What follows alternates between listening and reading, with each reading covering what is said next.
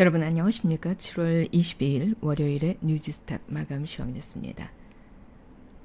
일본의 화이트리스트 제외를 놓고 우리 정부와 기업들의 숨가쁜 한 주가 시작됐습니다.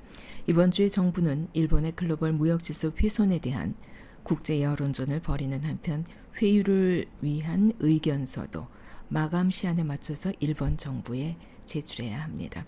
충격파를 줄이기 위해서 정부가 이번 주 내에 소재 부품 국산화와 대응책을 1차로 정리해서 내놓기로 했고, 또 관련 대기업들은 현지 점검에 이어서 원료 공급선 다변화를 위한 본격적인 행동에 들어갈 전망입니다. 현재 알려진 정부의 지원책은 국산화의 속도를 낼 수 있도록 규제를 풀거나 세제 혜택을 주는 것이 핵심입니다. 수출 규제와 관련된 산업의 경우 특별 연장 근로를 인정하는 방안을 검토 중에 있고, 또 제품 개발을 위한 연구 개발 등 꼭 필요한 부분에 한해서 화학물질 등에 대한 인허가 기간도 단축해 주기로 했습니다. 피해 우려 기업들을 위한 금융 지원이나 예비 타당성 면제, 또 신성장 R&D 비용 세액공제 적용 확대도 예고되고 있습니다.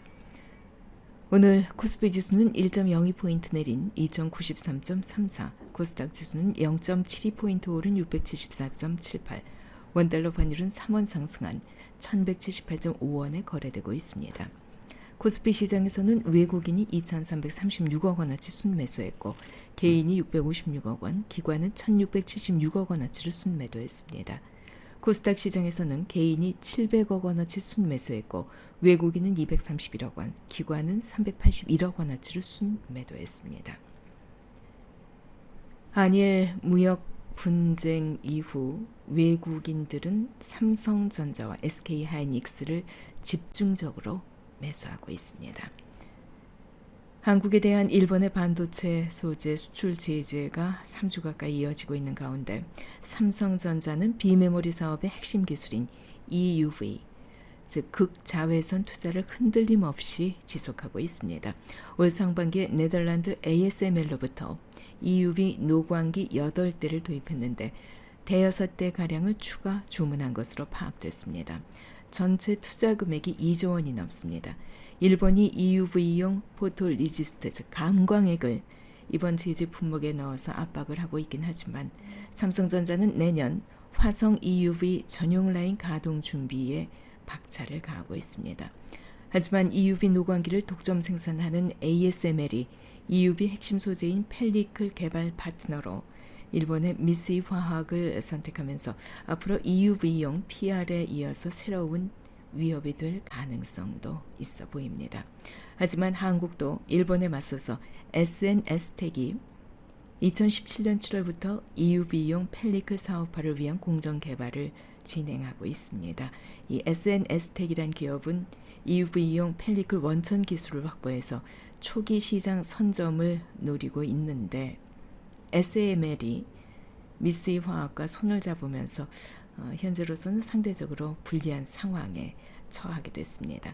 국내 EUV 권위자인 안진호 한양대 신소재공학부 교수는 EUV용 펠리클은 기술적 측면에서 SNS텍이 추진 중인 방식이 웨이퍼 공정 경험이 없는 미쓰이 화학보다 우위를 점하고 있다고 얘기를 하기도 했습니다. 하지만 ASML과 손잡은 미쓰이가 주도권을 잡게 된다면 일본의 제재 상황에선 속수무책이 될 것이라면서 일본 제재로 가장 큰 타격이 예상되는 분야가 EUV 소재인 만큼 정부의 전략적 육성이 시급하다는 점을 강조했습니다. 국내 기술이 먼저 상용화될 수 있도록 삼성전자 등 고객사와 또 정부의 지원이 절실하다는 점을 재차 강조했습니다.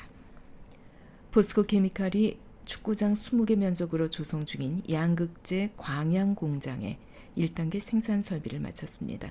현재 6,000톤 규모의 설비 증설을 시작으로 내년 3월 2단계 증설을 거쳐 장기적으로 연간 8만 톤 체제를 갖출 계획입니다. 기존의 구미 공장분까지 더할 경우 포스코케미칼은 전기차 배터리 약 74만 대의 양극재를 공급할 수 있게 됩니다. 현대차가 2분기 영업이익을 발표했습니다. 전년 대비 30%가 늘었습니다. 트럼프 미국 대통령이 전날 이루어진 미국과 중국 간의 고위급 무역협상단 간 전화 통화와 관련해 아주 좋은 대화를 나눴다고 밝혔습니다. 중국 관영 글로벌타임스의 후시진 편집장도 트위터를 통해 중국 측 소식통을 인용해 미국과 중국의 대면 무역 협상이 이제 멀지 않았다는 점을 주장했습니다. 만약에 대면 협상 조율이 이루어지면 미중 양국이 무역 합의에도 진전을 이루었다는 신호로 해석될 수 있기 때문에 주가에는 호재가 될 전망입니다.